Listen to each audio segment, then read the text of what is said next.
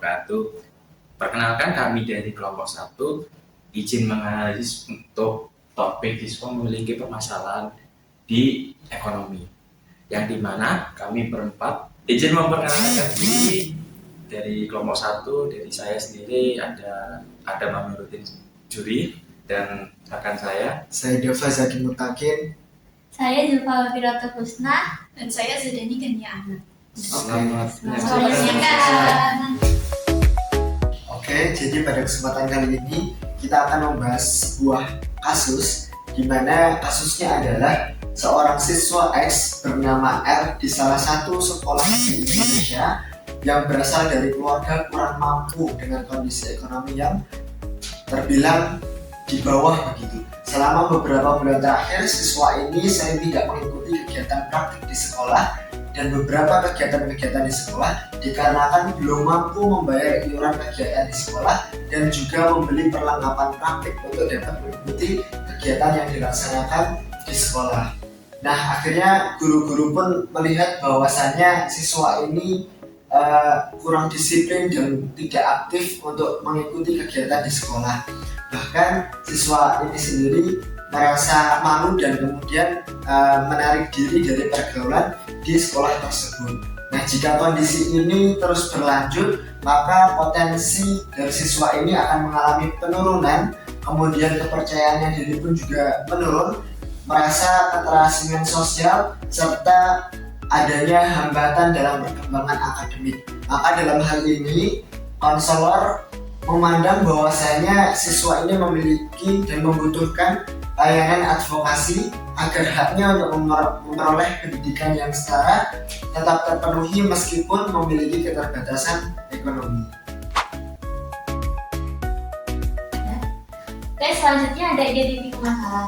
Nah, dalam hal ini masalah yang muncul itu bukan karena hanya partisipasi siswa yang kurang dalam kegiatan sekolah, tapi juga pada stigma lingkungan yang menganggap siswa itu tidak disiplin. Terus juga kondisi ini bisa berdampak ke perkembangan siswa di akademik, sosial, dan psikologis. Nah, hal ini dipengaruhi oleh faktor internal dan faktor eksternal. Nah, faktor internal sendiri itu dipengaruhi keterbatasan ekonomi keluarga. Selanjutnya itu perasaan malu dan tidak percaya diri siswa. Nah, yang terakhir itu keterampilan sosial yang kurang sehingga ia lebih memilih untuk menarik diri. Nah, selanjutnya itu ada faktor eksternal yang mempengaruhi kejadian tersebut, di mana di dalam sekolah membayar iuran kegiatan, terus juga kurangnya dukungan yang cukup dari keluarga dan guru, dan ada sikap beberapa guru yang menilai siswa R itu tidak disiplin dan kurang aktif.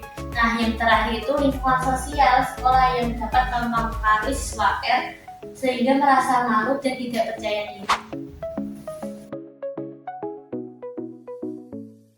Nah, dalam melaksanakan advokasi kepada siswa yang bersangkutan, maka dalam hal ini konselor perlu memiliki dan mengumpulkan beberapa data yang dibutuhkan.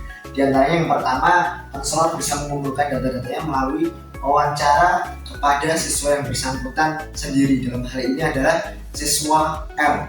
Kemudian konselor pun juga dapat melakukan komunikasi kepada orang tua siswa ini supaya konselor memiliki data yang komprehensif terkait dengan kondisi ekonomi keluarga yang sedang mengalami masalah ekonomi tersebut. Kemudian konselor pun juga dapat melakukan diskusi kepada para guru dan juga wali kelas mata pelajaran yang bersangkutan terkait dengan partisipasi siswa R ini begitu. Kira-kira ada tidak hal-hal yang sekiranya bisa dilakukan si R ini supaya bisa melakukan dan mengikuti pelajaran dan praktek yang ada.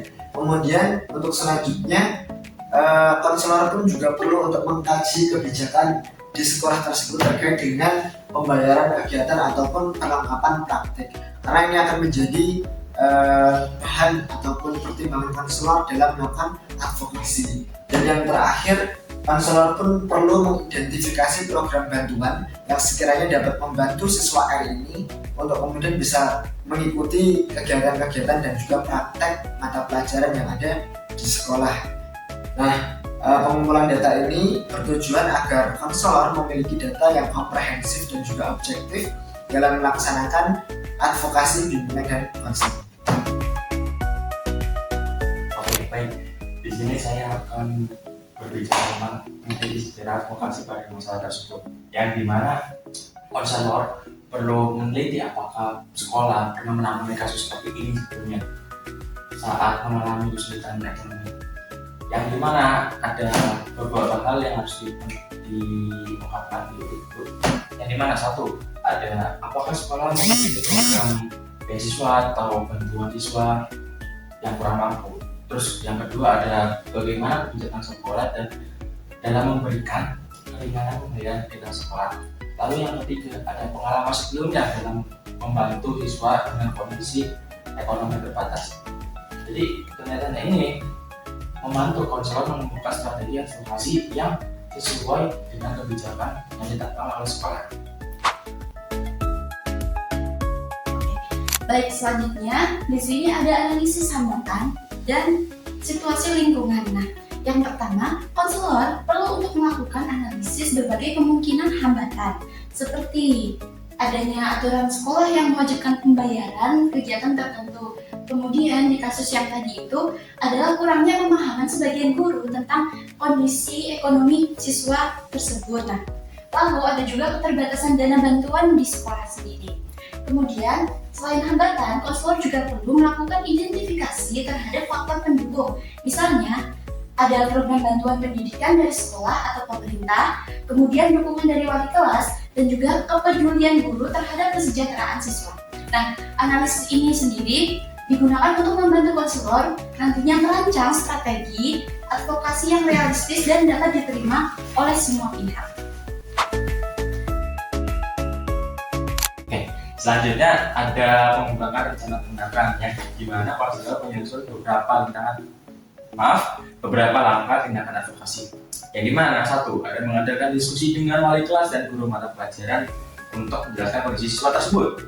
Dua, ada mengajukan usulan kepada pihak sekolah agar siswa memperoleh keringanan biaya atau bantuan perlengkapan praktiknya. Yang ketiga, ada menghubungkan siswa dengan program beasiswa atau bantuan pendidikan yang tersedia. Lalu 4, ada memberikan dukungan konseling kepada siswa tersebut agar tetap memiliki motivasi belajar dan rasa percaya diri. Lalu yang terakhir ada mendorong lingkungan sekolah agar lebih inklusif dan tidak memberikan stigma kepada siswa dengan kondisi ekonomi terbatas tersebut. Oke, baik. Selanjutnya ada mengidentifikasi stakeholder yang terlibat, yang dimana dalam proses advokasi ini konselor harus mengidentifikasi dulu beberapa pihak yang terlibat, yaitu ada siswa, wali kelas, guru, dan komite sekolah, yang dimana pihak yang mengalami masalah dulu yaitu siswa, orang tua siswa sebagai pihak yang mengetahui kondisi keluarganya. Lalu ada wali kelas yang memantau perkembangan siswa yang di kelas itu. Lalu ada guru mata pelajaran yang dimana memberikan tugas dan kegiatan praktik. Lalu yang keempat ada pihak sekolah yang mana memiliki kewenangan dalam kebijakan bantuan atau keringanan biaya tersebut. Lalu ada komite sekolah atau program bantuan pendidikan seterusnya. Nah, tahap terakhir dalam pelaksanaan advokasi layanan pendidikan dan dosen evaluasi ini bertujuan untuk mengukur sejauh mana keefektifan advokasi dan membantu permasalahan dari konselor itu sendiri. Yang pertama, evaluasi dapat dilaksanakan dengan memantau keikutsertaan siswa dalam kegiatan pembelajaran setelah mendapatkan bantuan.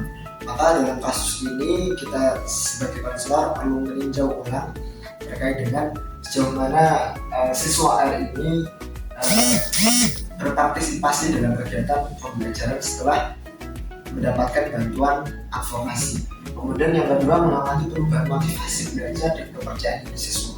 Apakah setelah diberikan layanan advokasi, siswa R ini memiliki motivasi dan juga kepercayaan diri yang meningkat, atau justru stagnan atau bahkan mengalami penurunan motivasi dan juga kepercayaan diri.